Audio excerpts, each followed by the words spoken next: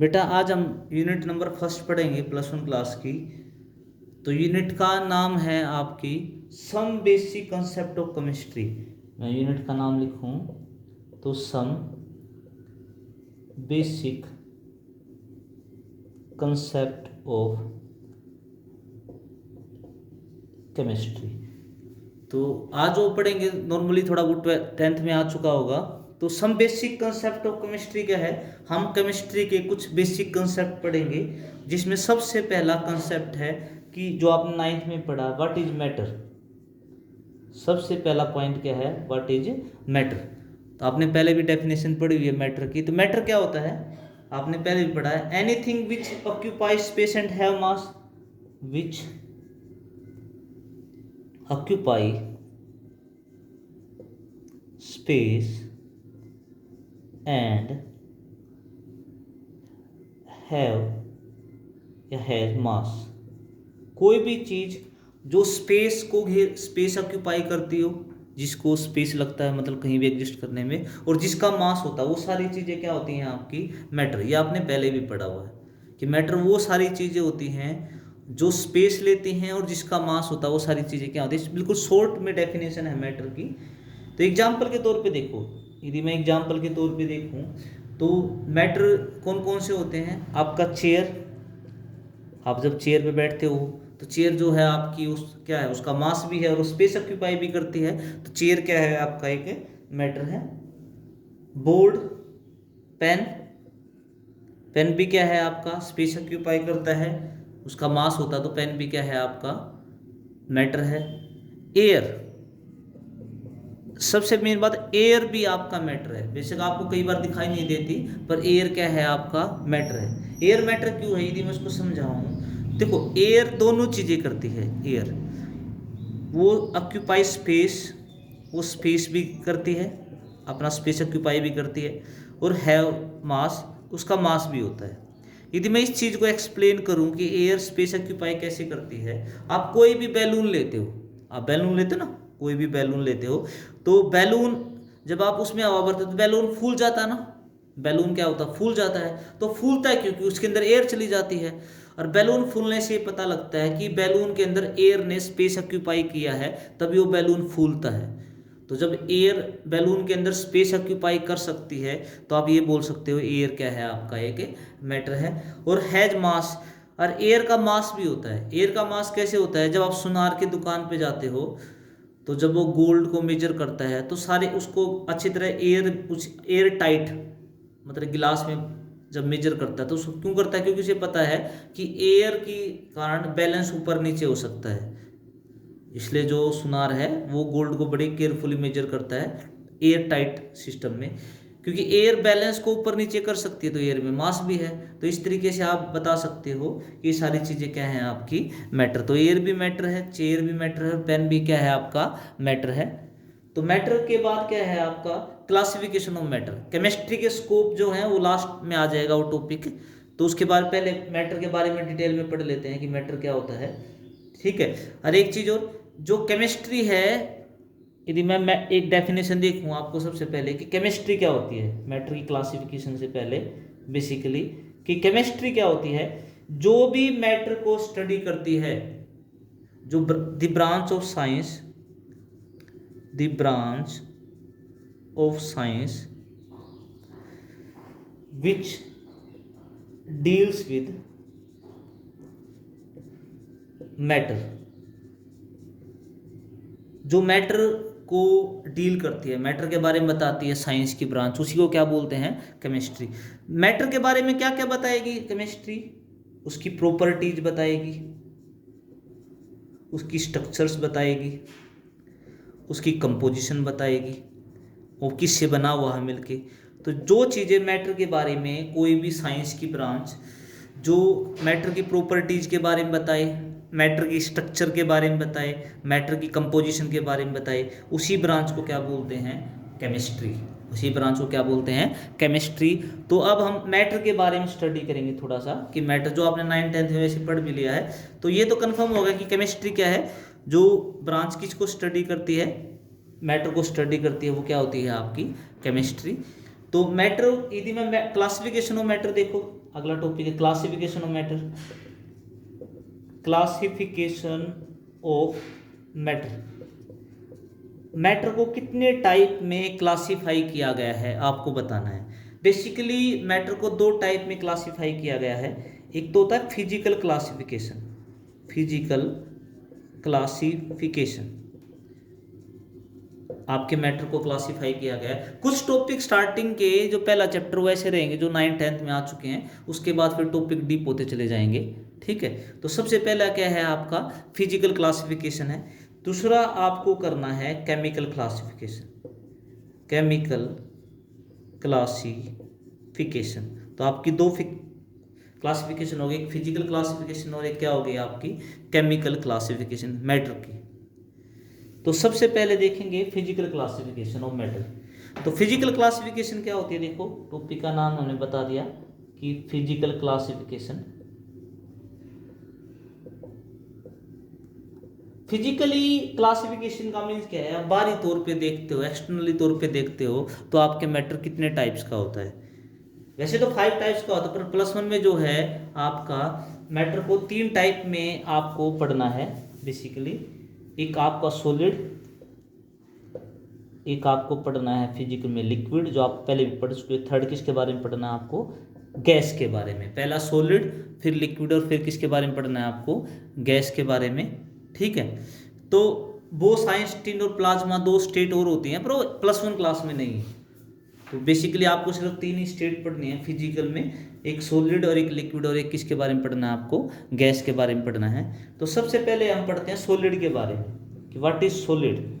यदि आपसे पूछे कि व्हाट इज सॉलिड, सॉलिड क्या होता है आपको भी पता है, जिसका मास डेफिनेट हो, वॉल्यूम डेफिनेट हो, शेप डेफिनेट हो, वो क्या होते हैं आपके solid. Substance is means direct लिखूं तो विच हैज, सॉलिड क्या होते हैं, विच हैज क्या क्या डेफिनेट। देखो मास तो तीनों में डेफिनेट रहता है, सॉलिड में भी, लिक्विड में भी और गैस में भी मास तीनों में डेफिनेट रहता है, चेंज नहीं होता। तो उसको लिखने की जरूरत नहीं है, सिर्फ ये विच has definite, which has definite volume, जिसका वॉल्यूम चेंज नहीं होता, एंड डेफिनेट शेप, जिसकी शेप भी चेंज नहीं होती, वो क्या होते हैं आपके सॉलिड। मास तो तीनों में डेफिनेट होता है, इसलिए मैं लिख नहीं रहा। विच has definite volume and definite shape, जिसका वॉल्यूम और शेप दोनों डेफिनेट होते हैं, वो क्या होते हैं आपके सॉलिड। तो सॉलिड में एग्जांपल बताओ, जैसे चेयर है, मैंने पहले बताया चेयर हो गया, पेन हो गया। पेन है, क्या पेन की पोजीशन चेंज करने से मैं यहाँ रख के फिर कहीं और रखूँ, क्या उसकी वॉल्यूम चेंज होता है? वॉल्यूम का मतलब जितना उसने स्पेस ऑक्यूपाई किया वो चेंज होता है? नहीं होता। उसकी शेप चेंज नहीं होती, मतलब पेन को मैं एक जेब से दूसरी जेब में रखूँगा ना, उसका वॉल्यूम चेंज हो सकता ना उसकी शेप चेंज हो सकती, तो क्या हो जाएगा आपका सॉलिड हो जाएगा। यदि आपसे पूछे लिक्विड क्या होते हैं, लिक्विड बेसिकली क्या होते हैं, विच हैज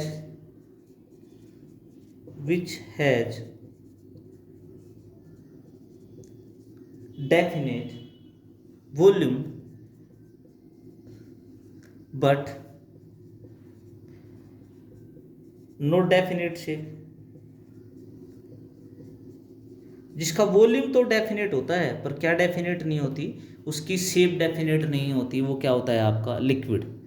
वॉल्यूम डेफिनेट होगा पर शेप डेफिनेट, शेप चेंज हो जाएगी जब आप उसको, उसकी पोजीशन या उसको कंटेनर चेंज हो, जैसे वाटर है, आपका मिल्क है। ठीक है, देखो मान लो आपका एक कंटेनर इस तरह का है और आपने 1 लीटर पानी ले लिया, लेट करो आपने कितना लिया है, 1 लीटर पानी ले लिया।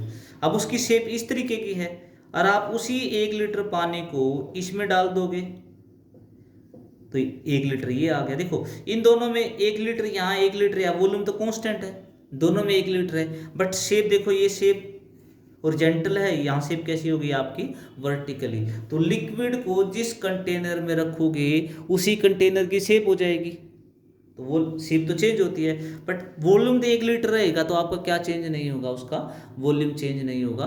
तो इस तरीके से आप क्या कर सकते हो, लिक्विड को डिफाइन कर सकते हो। तो ये हो गया आपका सॉलिड एंड लिक्विड। नेक्स्ट है बेटा गैस के बारे में। तो आपको किसके बारे में बताना है? अब गैस के बारे में बताना है कि व्हाट इज गैस। गैस में आपका दो मास तो डेफिनेट होता है, इसलिए वो लिख नहीं रहा। तो गैस में आपकी क्या डेफिनेट होता? Neither definite volume nor definite shape. Neither definite volume nor definite shape. दोनों ही डेफिनेट नहीं होती, neither definite volume not definite shape. तो उसमें ना वॉल्यूम डेफिनेट होता ना क्या शेप, मतलब दोनों ही चीजें चेंज हो सकती हैं, क्योंकि गैस एक्सपेंड कर सकते हैं ना, फैल जाती है। मतलब आप गैस को छोड़ दोगे तो फैलती चली जाएगी, फैलती चली जाएगी, एक्सपेंड होती चली जाएगी। जब वो एक्सपेंड होती रहेगी तो वॉल्यूम कहाँ डेफिनेट होगा? फैल मॉलिक्यूल दूर दूर जाते रहेंगे, तो उसकी कोई बाउंड्री नहीं होती गैस की बेसिकली। और बाउंड्री नहीं होगी तो उसका वॉल्यूम कैसे होगा? शेप तो आपको पता है चेंज ही होती रहती है जिस भी कंटेनर में डालोगे। तो इसलिए गैस का ना तो डेफिनेट वॉल्यूम होता ना डेफिनेट क्या होती है उसकी शेप होती। दोनों चीज़ें क्या नहीं होती? डेफिनेट नहीं होती। एग्जाम्पल के तौर पे देखें, हाइड्रोजन गैस और नाइट्रोजन गैस, एयर जिसमें बोल सकते हो, तो ये क्या होती हैं? गैसेज होती हैं। इनका डेफिनेट वॉल्यूम और डेफिनेट शेप नहीं होता। क्या ये तीनों स्टेट आपस में कन्वर्टिबल होती हैं? मीन्स आप जो तीन स्टेट हमने पढ़ी हैं, सॉलिड, लिक्विड और गैस, क्या वो एक दूसरे के अंदर चेंज हो सकती है? हाँ, आप एक स्टेट को दूसरी स्टेट में क्या कर सकते हो? चेंज कर सकते हो। जैसे यदि आपके पास सॉलिड है, आप उसको हीट करोगे तो किस में चेंज हो जाएगा? लिक्विड में। जब आप किसी सॉलिड को हीट करते हो तो किस में चेंज हो जाता है? वो लिक्विड में चेंज हो जाएगा। तो हाँ, आप सॉलिड को किस में चेंज कर सकते हो? लिक्विड में चेंज कर सकते हो। जब आप किसी लिक्विड को हीट करोगे तो किस में चेंज हो जाएगा? वो गैस में चेंज हो सकता है। इस तरीके से आप सॉलिड को किस में चेंज कर सकते हो? लिक्विड में। लिक्विड को किस में चेंज कर सकते हो? गैस में। इस तरह ये तीनों आपस में क्या होते हैं? एक दूसरे के अंदर कन्वर्ट हो सकती हैं। क्या आप रिवर्स भी कर सकते हो? हाँ, यदि मैं किसी गैस को कूल करता हूँ, ठंडा करता हूँ, तो किस में चेंज कर लूँगा? उसको लिक्विड में चेंज कर लूँगा। और लिक्विड को यदि मैं कूल करता हूँ तो उसको किस में चेंज कर सकता हूँ? मैं सॉलिड में चेंज कर सकता हूँ। इस तरह एक स्टेट को आप दूसरी स्टेट में चेंज कर सकते हो। जैसे एग्जाम्पल के तौर पे देखें, आपकी आइस, वाटर ही होता है एक तरह से। जब आप आइस मतलब हीट करते हो आइस को, ये सॉलिड होता है, ठीक, आइस सॉलिड है, आप उसको हीट करोगे तो किस में चेंज हो जाएगा? वाटर में, लिक्विड में चेंज हो जाएगा। और वाटर को जब हीट करोगे तो क्या बन जाएगा? आपका वाटर वेपर बन जाएगा। क्या बन जाएगा? Water vapour. इस तरीके से आप आइस को वाटर और वाटर को किस में चेंज कर सकते हो? वाटर वेपर में चेंज कर सकते हो। इसका उल्टा कर सकते हो, वाटर वेपर को यदि आप ठंडा करोगे तो वाटर में चेंज हो जाएगा, और वाटर को ठंडा करोगे तो किस में चेंज हो जाएगा? वो आइस में चेंज हो जाएगा। इस तरह आप ये बोल सकते हो कि एक स्टेट दूसरी स्टेट में क्या हो सकती है? चेंज हो सकती है। ठीक है, इस तरह क्या हो सकता है? एक स्टेट दूसरी स्टेट में क्या हो सकती है? चेंज हो सकती है। इसमें कोई डाउट हो तो बोलो। ठीक है, इनके बारे में डीप नॉलेज आगे, ये सिर्फ बेसिक टॉपिक्स हैं, जैसे जैसे आप आगे जाओगे और डीप होता चला जाएगा। नेक्स्ट क्या है आपका कि केमिकल क्लासिफिकेशन क्या होती है? केमिकल क्लासिफिकेशन, केमिकल क्लासिफिकेशन क्या होती है? केमिकल क्लासिफिकेशन में भी आपके केमिकली देखना है, उसके अकॉर्डिंग बहुत सारी क्लासिफिकेशन है, टाइप्स हैं आपकी। तो सबसे पहले टाइप्स है एलिमेंट। क्या होता है? आपने सुना भी होगा केमिकल क्लासिफिकेशन। सबसे पहले है एलिमेंट। एलिमेंट क्या होता है बोलो? आप पीरियोडिक टेबल देखते हो ना, पीरियोडिक टेबल में, एक टेबल में, पीरियोडिक टेबल में कहीं कार्बन रखा है, कहीं आयरन रखा है, कहीं गोल्ड रखा है, वो सारे ही एलिमेंट रिप्रेजेंट करता है। क्या रिप्रेजेंट करता है? क्या रिप्रेजेंट करता है आपका? एलिमेंट। देखो बेसिक डेफिनेशन देखिए, एलिमेंट होता क्या है? यदि definition, it is pure form, pure form of matter